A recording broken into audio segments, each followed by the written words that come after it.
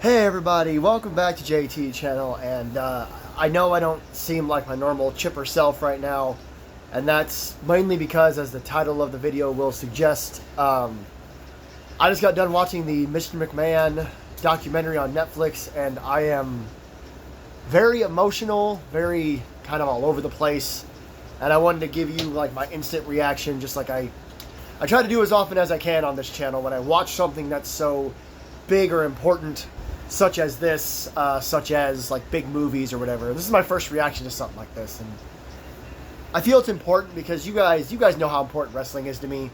The people that are OGs that have been here since the earliest days. I used to do a show called JT's Wrestling Review. Again, this channel's been around for less than a year, but I did that show for a little while where I review Raw and Dynamite, SmackDown, but it was too hard to keep up with because of my job. I did a few pay-per-views, a few reactions to big news or big moments, but I just haven't done it for a while because it's really hard to keep up with my job and my life. And of course, MAW. I try to do a weekly wrestling show where characters that I come up with wrestle, and I do all the commentary in the background. So pro wrestling is so goddamn important to me. And this documentary was important to me because I've been watching wrestling since like the day I was born or the day after or something like that. My mom always said it was like pretty instant that she was like, wrestling. I don't know how true that is, but that's just what I've always known in my head. And I've always heard stories of when I was little and they would put wrestling on, mom and dad, when they were still together. I would be like so excited to watch it, except when The Undertaker came out. Apparently when The Undertaker would come out, I would just zone. He's still my favorite wrestler ever, regardless of who he backed in the election. Different conversation for a different day. In all seriousness, that was a joke, by the way. I'm not trying to start political stuff. That was a joke. I love The Undertaker. But my whole life I've been such a huge wrestling fan, and then my daughter is fine. Of course, all the things that happened the last 2 years with Vince, and this whole documentary, how they filmed a bunch of it, but then the allegations happened. So, it's been a wild last 2 years for us WWE fans, and I'm a fan of all pro wrestling. Just for the record, I'm so all over the place right now. I mean, they even mentioned AEW in the documentary, only briefly, just to talk about Cody Rhodes coming back. They're like, and then there was AEW, and Cody Rhodes was there, but then he came back. So that's literally all you get of AEW. I was kind of hoping they'd bring it up because they're competition. Whether fans like it or not, they are competition. But as far as my actual reaction, I've been blabbing for 3 minutes. My actual reaction to this, it's hard. It was heartbreaking. It made me feel uncomfortable in my chest. That little feeling you get, almost like heartbreak, or like not heartbreak in and of itself, but that feeling you get when your girlfriend says, "Hey, I need to talk to you," and you know that it's gonna be a breakup. Hi, then somebody makes me happy. When you just know it, you just like, oh no, something bad's about to happen. That was in my chest the whole time watching this special, all 6 episodes, especially the last 2. Because they cover everything. They cover things that I didn't know they were going to cover. They cover things I never heard of. And it's hard because growing up, this child. Yes, Mom. Growing up, Vince was this larger than life. I want to be like you. Like, I looked up to Vince McMahon. And that's no offense to like my parents or anything, but I wanted to be Vince McMahon, and I wanted to run a wrestling company or work for Vince McMahon. I met Vince McMahon when I was in the Navy. Him, The Miz, R-Truth, Layla, and one other person. I feel bad because it was another diva. It might have been Kelly. All came to the ship. Such a weird cast of characters, but I got to shake Vince McMahon's hand, and I couldn't have been happier. And he had such a tough man handshake. He's so much bigger in real life. Like, if you stand in front of Vince McMahon, you're looking up. You're looking up like you're looking up at Titan Towers. So it's a wild ride watching this documentary because me, from my perspective, I just hate him right now. Like, before I started watching this documentary, it was all hatred. It was like, you're a bastard. How dare you do what you did to Janelle Grant and all these other people. I hope you never come back. And the day you die, I'll be a little sad, but then I'll probably fucking get over it, you know? Like, that's how I felt right before I watched this because of all the accusations, the way he held the company ransom to come back in the company, the way that his own daughter, one of my favorite characters and people in all of wrestling, Stephanie McMahon, left as soon as he was back. Yeah, I hated the bastard, because of course you would. Why wouldn't you hate him? But this documentary really got me back into my old self, my old feelings. And while I still don't love Vince McMahon anymore, you can't deny who he was. At the end of the documentary, the last question that's asked of all the people from the interviews in 2021 and 2022 is, what is Vince McMahon's legacy going to be? Nobody can answer it, but except there's a few, like 2 or 3 people that actually come up with an answer. One of them is Tony Atlas, who says he's the greatest promoter of all time. And after watching this documentary, you can't argue with that. He showed up, and the way he did things wasn't right. It's not how you're supposed to do business, but it happened. I can't jump in a time machine and stop Vince McMahon from killing the territories. He killed the territories, he stole a bunch of talent, and he created the biggest pro wrestling organization in history, and no one's ever been able to come close. WCW, yeah, they beat him for 83 weeks, and they talk about that for a while. And Eric Bischoff named his podcast 83 weeks, and yada, yada, yada. But it lasted 83 weeks. What happened on the 84th week? It was over. And then WWE killed the WCW, bought WCW, buried all of its talent when they worked for him. So, Vince is Vince. It sucks. It sucks to be in the position that we're in as wrestling fans, because I don't think any of us should see Vince McMahon in the light we used to see him in. And if you do, good for you. I'm not saying you're a bad person for thinking that, but you can't go in blindly and ignore all these accusations. Yes, they're still accusations, but they're pretty horrendous accusations. And as something else that was mentioned in the documentary, something that I said a lot when these accusations came out is, if these were truly false accusations, look at what Vince did in the past with the steroid scandals and all that. It's very hard to focus right now. But he was always right there, front and center, on the news, screaming and hollering and taking all these reporters to court and yelling at him and getting his own lawyers. When it came to these sexual misconduct allegations, the one in 2022 and the even worse ones earlier this year in 2024, he just kind of left. He quietly went about his business and dealt with it internally. So it makes me think there's more to the story. Whether it's all true or not, I learned a lot. I learned things I didn't even know, and I thought I knew everything about these lawsuits because I went and read all of it.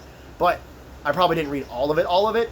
But during this documentary, you learn things that are really hard to talk about. Now, I'm not going to spoil all the documentary, because a lot of it I don't want to talk about. It's not my job to sit here on YouTube, a guy with less than 100 subscribers who just fucks around playing video games and talking sometimes, to sit here and speculate on if this is true. If it's not true, how should I feel about it? What should we do about it? It's not fair. That's why my feelings have changed after watching this documentary. Is he still a prick, a bastard, an asshole? Of course he is. But he's Vincent Kennedy McMahon. What do you want from Vincent Kennedy McMahon? We watched him on TV, and you'll hear a lot of these people say this. What you saw on TV is just an extension of himself. So while he's being a little wrong and dirty with these talents of his, these female talents of his, it's not that far from what Vince McMahon, the man, would do. He's admitted to affairs in the past. In a Playboy interview in the 90s I didn't know about. See? I'm learning. Sorry. I had to pause because there's too much going on in the background here. But, yeah, so he admitted that Playboy interview. That's what I was talking about. See? I can do this. I didn't know about that he had admitted to affairs with Linda. So why is it so hard to imagine him having more affairs and maybe having an affair or 2 or 3 that weren't fully consensual? I'm not saying all business rich people do it. Excuse me. But I don't think it's hard to imagine. When it all came out, I was pissed, but I don't know if surprised is the right word. I am surprised to this day that he's gone. He ran WWE for 40 years. I thought he was going to die sitting in Gorilla or at the building in Hartford, wherever they were. I really thought that. The man's in his late 70s. Like my dad used to always say, he thought Ric Flair was going to die in the ring. And he didn't. And I was surprised. And now I'm even more surprised that we live in a non-Vince McMahon world. It's a good thing. I hate to tell anybody that's going to watch this video and jump in my comments screaming about Vince McMahon hitting their keyboard as hard as they possibly can and breaking the freaking keys. But it's okay that he's gone. It's a good thing. Triple H and Stephanie are doing a great job running the company. You can disagree if you want, but look at the numbers. That's what everybody always says, look at the numbers. And I fucking love the product right now. It is the best, in my opinion. I'm 33 years old. I was born in 1991. I lived through the shitty mid-90s. I lived through the Attitude Era, the Ruthless Aggression Era, the PG era, which was trash from like 07 to, God, 14 or 15. And then it got a little better, and then 2019 happened, then 2020 happened. 2020 was fine, but it was the pandemic. But over the last few years, it's the best it's ever been, in my opinion. I can't go back and watch anything from my lifetime or before and enjoy it as much as I enjoy what I'm watching now. Like week to week, if my job was a 9 to 5, if I worked a normal 9 to 5 and was home on time every day, I would watch Raw, I would watch NXT, I would watch SmackDown, I would watch every single PLE special event. I wouldn't miss a thing. I try not to, but I work, and my job's, I'm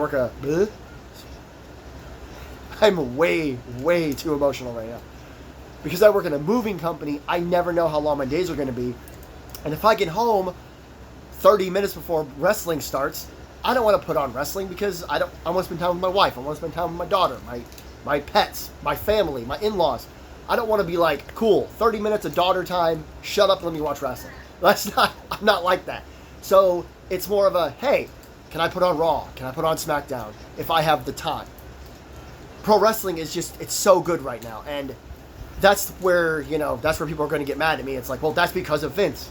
I know. I agree. Because this documentary has taught me that up until 2022, when these accusations started to come out, it was all Vince McMahon. All. It was mostly garbage for like a decade, like I said earlier. But the really bad times were because of Vince. But so were the really good times. The really good times, Vince saw what was happening and he made his mind to change his mind. He changed over to this, changed over to that. Now, did he do that all the time? No. Everybody always points to John Cena. Or John Cena and the Nexus, more specifically. The Nexus should have beaten Team WWE, but then John Cena, I think, it gets down to just him, and he gets dropped on his head on concrete, and then he gets up, beats two people in like 30 seconds, and then makes Wade Barrett tap out, or something along those lines. Like, it happens so fast, and it makes no sense. It buried the Nexus, it buried that storyline completely, and that really cemented the whole Super Cena bullshit. I know I'm swearing a lot in this video, but I have a lot of emotion. But that was Vince McMahon's idea. Now look at us. We are all of us are excited and sad about, about 2025 because John Cena, the guy we all booed and jeered and threw stuff at, and we made shirts that said, we've seen enough and no Cena and all that. I was one of those people. I had a shirt that said, if Cena wins, we riot.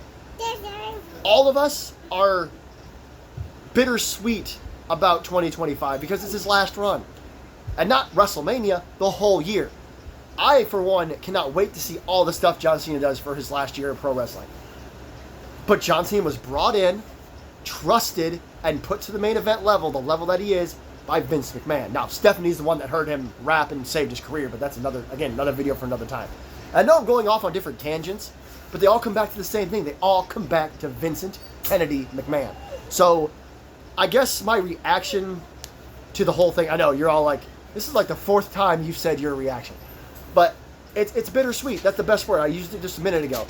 It's the best way that I can put it, because while I am so mad at him, and I can't stand him anymore because of these accusations, especially if they turn out to be true. If they're no longer accusations and they're real life, they're incidents that actually took place, I'll be disgusted by him forever, and I'll never be able to forgive what he did.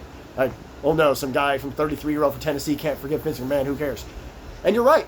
Vince McMahon could come out on SmackDown this week. I'm recording this on Wednesday. So he'd come out on SmackDown this week, and the whole place would go completely ballistic to hear his music. If I was in the crowd and I heard no chance, I'd probably launch out of my seat and scream. I can't lie to you. He's Vince. He gave us WWE. He took this thing that was scattered and dirty and weird, and you're not supposed to watch this. Why are you watching wrestling? Nobody watches wrestling. And made it a global phenomenon and merged it with UFC, which I never, ever expected. And now it's, like I said, it's bigger than it's ever been. Now, Vince is completely gone. He's been gone since, I think, January late January, early February of this year, 2024. And it's bigger than it's ever been, but Vince started that process. He started seeing where the business was going, and while I do think he wasn't in the right frame of mind, it was Triple H, it was Stephanie that started to really push the creative and the stories the right way. It was Vince. Remember, Vince was still here in 2020. So it was a Vince McMahon decision to make Roman Reigns come back and win that huge triple threat match and become world champion. And then hold the title for a record amount of time and become the tribal chief and all that. So, as much as we all hate him now, me included, I hate the guy. We have to thank him for giving us the wrestling world that we now have. And like I said, it sucks.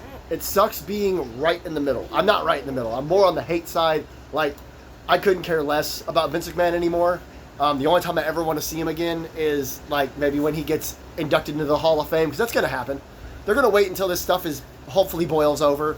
Like, I hope it's not true, but again, I can see it being true. But I don't want to see him again. I don't want to hear from him again. I'm good without Vince McMahon. Apparently, he's going to start a new entertainment company that has nothing to do with wrestling. If you believe, if you're sitting out there right now watching my video, which thank you very much, subscribe if you haven't. If you're watching this video and you think, you honest to goodness think, that Vincent Kennedy McMahon, God, I love saying his whole name, is about to launch a new entertainment company that has nothing to do with pro wrestling, then you should invest in pyramid schemes and pyramid schemes only. Because there ain't no fucking way, that Vince McMahon is not going to run another wrestling company. Now, do I think it's going to be successful? How many people are going to run to work with Vince McMahon now in 2024 when he's been accused of all this stuff? When fans are like, he's lost his mind. He has no idea how to book a company anymore. I don't know. All the people that were loyal to Vince are loyal to WWE, like The Undertaker. Circle back to The Undertaker. He said he's always loyal to Vince. Okay. But you're also loyal to the company that made you who you are. If there's a new company that Vince starts, is The Undertaker going to show up on it? I doubt it. So, I guess that's it. That breath I just let out felt like the final breath I need to let out. So, it was a lot. If you watched the documentary, leave a comment below. Let me know what you think of it. Do you like Vince McMahon? Do you hate the Vince McMahon? Do you wish he would have died already? I know I made a horrible comment earlier this year. Somebody said his health was declining, and I said, good. I definitely didn't mean that. I'm angry with the man for what he did, but also, if it wasn't for Vince McMahon, maybe I wouldn't have trained to be a pro wrestler. You never know. But thank you, everybody, so much for watching and listening to me rant for almost 20 minutes about this documentary on Netflix. If you have Netflix, even if you're not a pro wrestling fan, I suggest you check it out because you learn so much. If you are a wrestling fan and you haven't watched it, what are you doing? Get onto it today, tomorrow, as soon as you can. It's only 6 episodes. Each episode's about a little over an hour, roughly an hour long. So yeah, it's a 6-hour excursion, but take your time watching it. I did. It came out, I think, on November 1st. I think. It's been out for a little while now, is my point. And I just now finished it. I took my time watching it. It's hard to watch. It really tugs at your heartstrings and pulls at your emotions. And that's why it was so hard for me to watch in like one sitting or 2 sittings even. So I took some time to watch it. Like, share, subscribe, do all the things. And keep an eye out for all the usual here on the channel. And that's it. This is JT Channel. I am JT. That's not JT. And I will see you next time. Bye.